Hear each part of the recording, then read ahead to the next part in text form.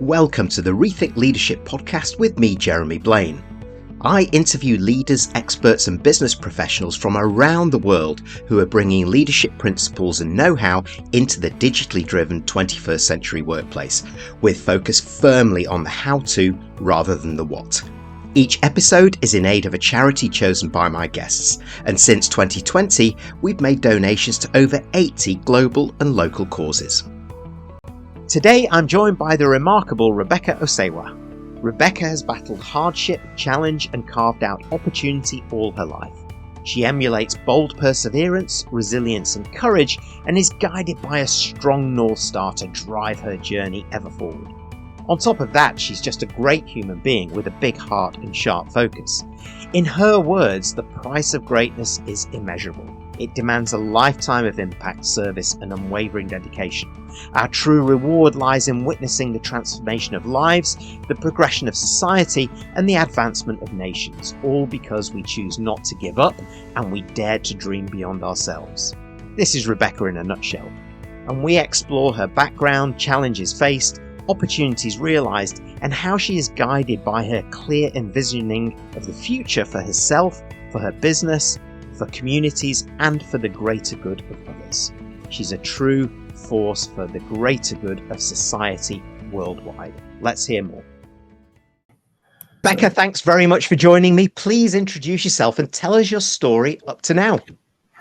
Yes, sure. So my name is Rebecca Osewa. I'm a textile designer, and my journey started in 2008. At the age of 15, I was given a design brief called Identity. At that time, I was privileged to sit a 10 hours exam that ran across 2 days. And that gave me an opportunity to explore my identity, being a British Nigerian. So I was able to create a garment of one half having Ankara fabrics and the other half having an origami fabric. And that was to express my true nationality on a mannequin. And that's where the passion was able to be birthed on exploring more of my identity, being a Nigerian, even though I was very much, a London girl. And yeah, that was literally how my journey began, of being, exploring my identity as a designer, exploring more about where I'm from, where my parents are from, where they grew up. And, with that passion, it led me to being the only student in my entire year that got an A grade for my exams. I was the only student in the entire year group that got an A. And due to that passion, I was able to further that passion right up to degree level. So I was privileged to attend the University of Arts London, and I obtained a BA Honours in Fashion and Textiles, which led me to participating at the upcoming designer show at the New Designers Centre in Islington in 2016, which also led me to even move into Ghana for some time, just to kind of explore on how African garments and textiles is made, and why they use cotton, or why everything is handmade and not digitally printed, which is what I'm used to, being somebody that lives in London. And that obviously led me to establishing my own brand called Yield Initiative, which is the mission behind Yield Initiative, is to revive the cotton textile supply chain in Nigeria. This is an industry that was booming before, an industry that had about 180 textile factories that employed about 100,000 people, the largest employment sector after the public service. And I said to myself, no, this is something that I can tap into. And obviously, coming out of university and spending a lot of time researching, it made me to realize that there's a lot of challenges in the industry, a lot of challenges in Africa. And it's through exploring that made me realize that, okay, Rebecca, you can actually add value here. And that's where the vision that was birthed to revive the cotton textile supply chain. I was privileged to launch my own my first pilot project in 2023 using non-GMO seeds that were imported from India to carry out my first cotton production in Nigeria, and it was a success. The quality and the performance of the cotton performed well. And we aim to go back again in 2 years to, on a bigger scale, to actually develop our proof of concept, which would obviously attract investors. So that's exactly what the situation was. That's exactly where I am at the moment. And yeah, so Wow. it's about 17 years. Gosh, what a journey. But the theme that runs through it, Rebecca, for me is just it's all about staying grounded and connected to who you are and where you're from. This mix of fabrics from the very beginning, that Nigeria and London connected, the Nigeria in the London girl, or the London in the Nigerian heritage, whatever you want to call it. That hands-on link to self and, kind of understanding yourself and that broader sort of community that you're from, giving birth to the Yield Initiative. And what an amazing thing for an entrepreneur like you to do. And what you're essentially doing is you're taking the burden of responsibility to look to the future for that industry, for Nigeria. So Yes. here's maybe an unfair question because of the stage that you're at, but how does the responsibility of envisioning the future sort of impact on your own mental and emotional well-being and that of others? And what strategies are sort of you employing to manage the burden effectively? Because you're doing a lot here. Yeah, 17 years is a long time to stay on course on a vision that is not paying you. I don't yet make money from what I'm doing. It's not yet paid me anything, but it's one of the things that I do that gives me the most fulfillment.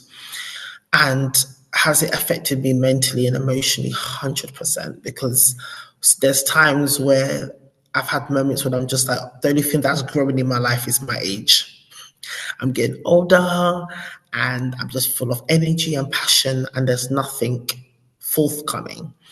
But one of the key things that I have learned to manage my emotions and my well-being is learning how to be patient with myself, understanding what I'm working on. For example, trying to revive an industry is a big it's a big vision, first of all, and it's also a long-term goal. It's not something that is going to happen overnight. In fact, the vision is so big, it's generational. So in my lifetime, it's only going to be what I can do with the time that I'm able to do within the time frame that I have. The next generation will be able to add on to that. Do you understand? So understanding that it's a big vision, it's a long journey, and also learning how to kind of step away. For example, I'm a 32 years old business owner, and just other areas of your life as well that you don't want to ignore. Learn how to step away from the vision and understanding, okay, Rebecca, your biggest challenge with this vision is finance. I'm a member of the International Cotton Association. I have non-executive directors on board in my company. I have a network. I have people that I talk to. I have networks in Nigeria. I have networks in the US. And that's amazing. I've also been invited to speak at the World Trade Organization. So I've got networks around me. So I would say another thing is, embrace networks, be a part of a global conversation, so your journey does not seem like you're alone in it. Because when you start having conversations with people in your industry, you realize that the challenges is very much the same. The difference is just probably the country where you guys are operating your business from. The challenges are the same. So networking, building, a close, tight network helps. Learning how to be vulnerable. I think vulnerability is power. I went to a networking event even yesterday, and I told the person that I met at that event, look, I'm not making money for anything I'm doing, but these are the things that I need. And the person said, no problem, Rebecca, let's talk tomorrow. So for me, vulnerability is power. Sometimes we feel like because we are spoken at certain platforms, or people know us as this, we can't show that we need help, because life happens. And what I've learned is, take one step at a time. For example, I did a pilot project in 2023 and it was a success with the quality of the cotton. But then I've learned, okay, Rebecca, you need to spend more time developing financial capacity so you can actually achieve the next phase, which is proof of concept. So if I know that money is my problem, I need to take a step away from trying to do another project and actually focus on what strategies in place am I going to, to implement to actually raise this capital, which I have done. I had to launch 2 separate entities in London, which serves as a financial vehicle to actually fund the vision. It is amazing. And it's the immediate question in my mind now is, what role as a leader of this and as a great networker here in Africa and elsewhere, what role does perseverance play in your journey as you're looking into this unseen future, but you're also guiding others in this unseen future? Or you've got the vision, but we don't know kind of where we're going in the short term. And how can you sustain your own determination and passion in the face of, the struggles and obstacles that you're coming across to make progress? You've been at this for 17 years, so you can really start to supercharge it. Exactly. I think what I have done is I have learned to, I've got a desk deck. So a desk deck is a summary of, my mission, my vision, my purpose, my team, the things, what we plan to do in the future, our goals, our progress, and how we tend to implement that, and even the states that we plan to operate cotton production in Nigeria. And that desk deck is a vision. So even if I am not physically talking to people every day, that's uploading on my LinkedIn. So my LinkedIn, people that come across me, hear about me, can literally, download it and actually see the mission. Okay, wow, this is what she's about. This is what she's got. Another thing I have that people underestimate now, I actually have a website. There's a website to my vision. A website to me, yes, you might not be making money, but a website for me is your shop, is a vision, is flesh to your vision. Do you understand? It's flesh to your vision. So yes, people, you might not have full scale production, hundreds and hundreds of staff working for you, but this is what it is going to be. Yeah. So just, let your mind get there first, and then your body follows after. So that's what exactly the whole desk deck and the whole having a website serves. And another thing is I've learned how to celebrate a small win. A small win to me is as far as even just, reading an article, for example, and say, you know what, I would like to have a further conversation with this individual, check them out, sending an email, and even getting a response is a small win. Just learning how to celebrate the fact that I've learned also how to celebrate my strength, because sometimes we think strength is all about the actual result. Oh, she's now making money in what she's doing, or wow, she has a factory. But if somebody can stay on course for 17 years without I'm spending money, going to Nigeria, paying for farmers, I'm spending my own money to do these things. For 17 years to stay on course, money can't buy that. You understand? Money cannot buy that. So you can imagine if I just had resources to now actually implement the vision, how far and how quick we'll be able to achieve and solve the problem that we have in Nigeria, especially within the fashion industry. So for me, yeah, that's literally it. It's just celebrating your small wins and learning how to celebrate my small wins, learning how to appreciate, seeing my strength and my strength as a power, and not seeing it, not just saying, oh, you're just busy going nowhere. No, you're busy going somewhere, but the journey is long. And then what I've also learned to do is I've diversified into other industries in London, because I'm based in London currently, which serves as, I will call, a quick win, which is I have a property management service, and I also run a concierge service. So those are businesses that obviously solves the immediate needs of people on a day-to-day basis, which obviously minimizes the natural barriers that comes in other businesses such as the cotton industries, where it's very capital intensive. These businesses is more relationship driven and trust, and which is a lot easier to navigate than having to wait to have big finance before you actually start generating a clientele. So that obviously serves as an economic vehicle. And that for me is like a soft cushion. As okay, you're running these businesses, you're building your financial capacity to now do what you want to do. So for me, that's where my current focus is.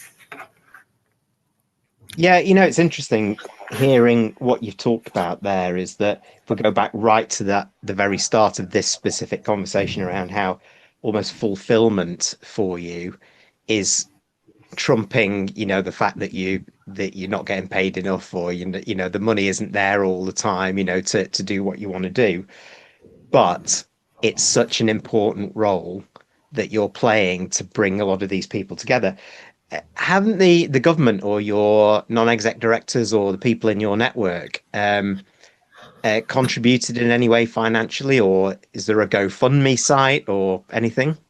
When we were doing our pilot project, there was a GoFundMe site, so that obviously served its purpose at that time, which was people donated. It's so amazing because I did it quite actively on LinkedIn, and people that have never met me supported the vision and donated, which I think was fantastic.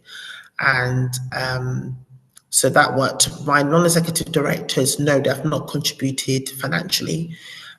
These people are I'll call them professionals in the industry. They're not owners of businesses themselves, but they're long-standing professionals in the industry.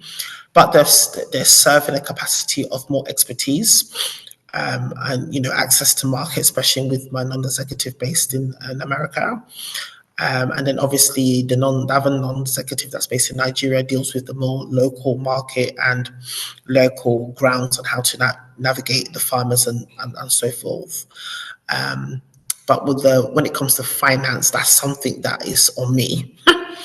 Because obviously, many people want to see that you've got, you've put some skin in the game and you're able to, you believe in your own concept before someone else can be like, okay, you've developed a proof of concept. There's also support you with who we know that could, partner with you and so forth. So I am potentially talking, it's been some time now to my non-executive works for a global firm, a multinational cotton merchant company in the US that's been existing since 1851. So he sits on board as a non-executive director, slash mentor to me.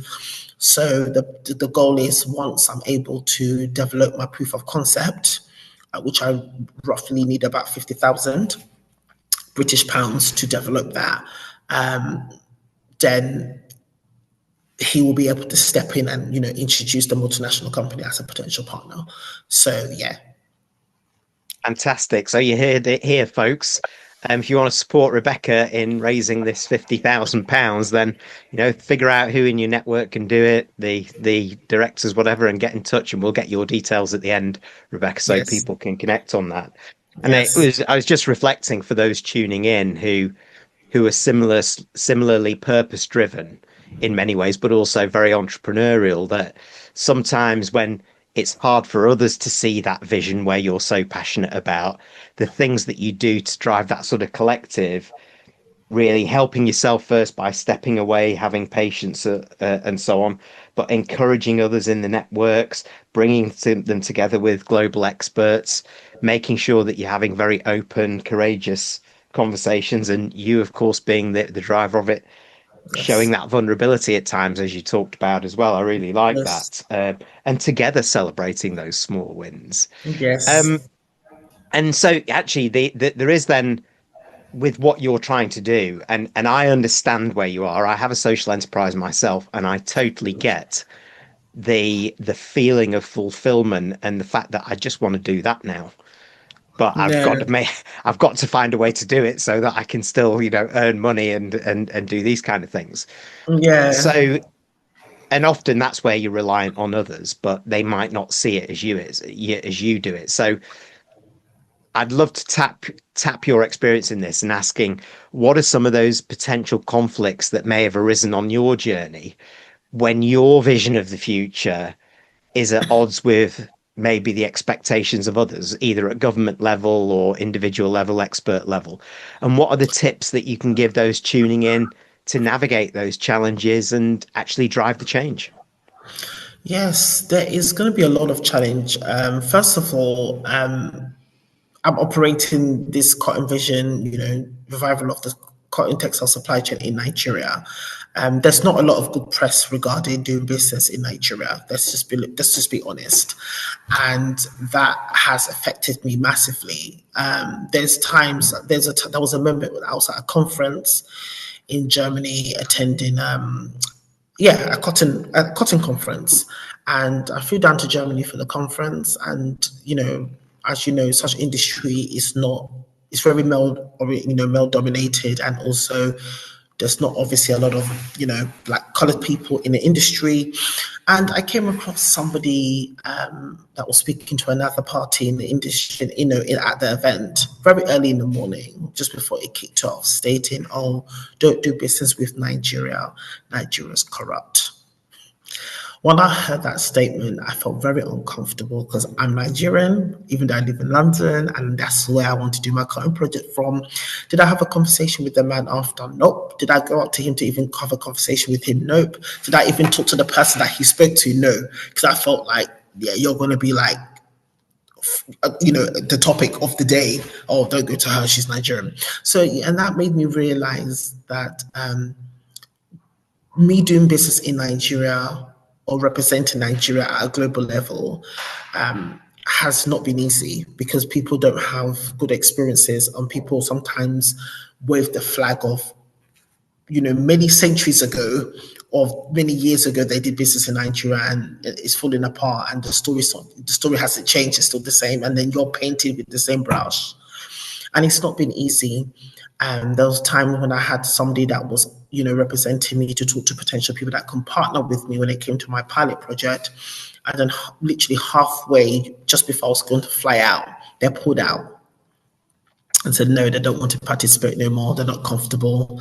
And that put me under a lot of pressure.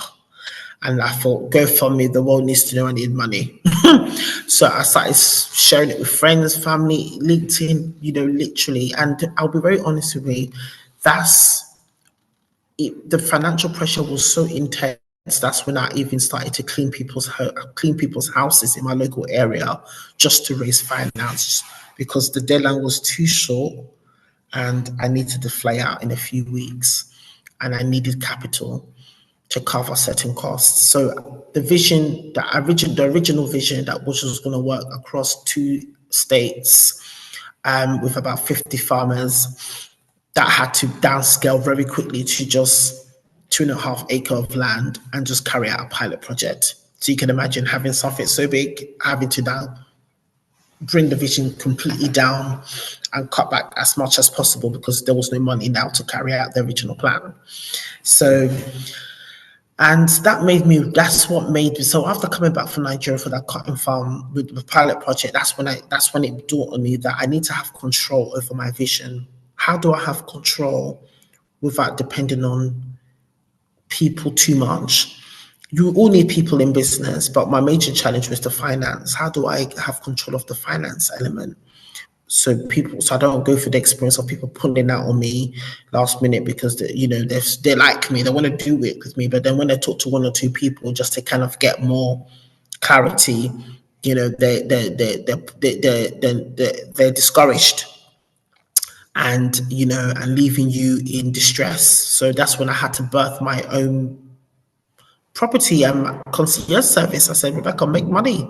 Go into other industries where the capital, you don't need much capital to start off with. Serve people, add value to people, day-to-day living, which is what people need. People need a home to live, and people need assistance to manage their homes, and provide it as a service and use that as an economic vehicle to fund your vision. So that puts me in a position of financial control to do what I need to do. And then once I'm able to develop capacity, I'll be able to now choose who I want to work with.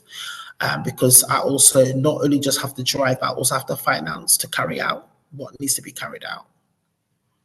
That's excellent. So your business, the Yield Initiative, has really helped then fuel, not just look after yourself, but then fuel this future that you're driving for in this great plan, if you like, around the Nigerian cotton industry and beyond. So with that in Yes. mind, what is next for Rebecca Osewa? Yes, what is next? What is really next is that I plan to relocate to Nigeria. Not next year, the year after, to be able to, be on ground right from pre-planting season right to season, to be able to, carry out the vision from growing cotton to garment and actually develop this proof of concept that, made in Nigeria produce can be done. And yeah, so that's originally the plan. So obviously what I'm doing at the moment is working on my strategy on how I'm going to economically and position myself for such a big step. Wow, well, best of luck and thank you so much. It's not easy being a young entrepreneur, and the resilience, the perseverance that you have to show is embodied in you. And thank you for sharing that with everybody, Rebecca. And I'm Wow. sure those tuning in will want to connect with you, find out more, and even help. So, how do they do that? Yeah, so I'm on LinkedIn. My name is Rebecca Osewa on LinkedIn. When you type Rebecca Osewa, you will see founder / CEO Yield Initiative. I also have a website called www.yieldinitiative.com, so you can access me there. All my details are there. Send an email, I'll get back to you immediately. And yeah, we can schedule a Zoom, schedule a meet, physical meeting, virtual meetings. I'm available. Great. Well, Rebecca Osewa, thank you very much indeed for joining me, and good luck for the future. Thank you very much. Thanks for tuning in to the Rethink Leadership Podcast with me, Jeremy Blain. Please like, comment, and support us on your favourite platform, and subscribe to our YouTube channel where you can watch as well as listen to each episode.